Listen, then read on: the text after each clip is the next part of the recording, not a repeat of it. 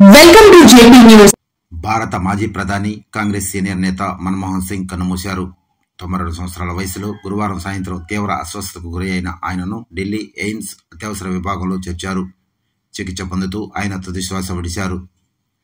మన్మోహన్ సింగ్ మృతి పట్ల రాష్ట్రపతి ద్రౌపది ముర్ము, ఉపరాష్ట్రపతి జగదీష్ ధన్ఖడ్, ప్రధాని మోదీతో సహా తెలుగు రాష్ట్ర ముఖ్యమంత్రులు నారా చంద్రబాబు, రేవంత్ రెడ్డి, పలువురు ప్రముఖులు సంతాపం తెలిపారు.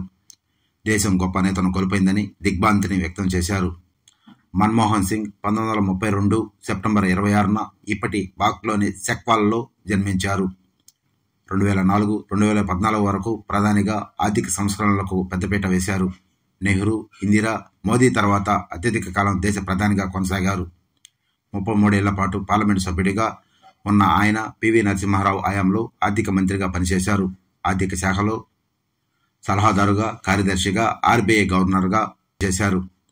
గ్రామీణ ప్రాంతాల్లో ఇప్పటికీ ప్రజలకు పని కల్పిస్తున్న ఉపాధి హామీ పథకాన్ని మన్మోహన్ సింగ్ హయాంలోనే ప్రారంభించారు.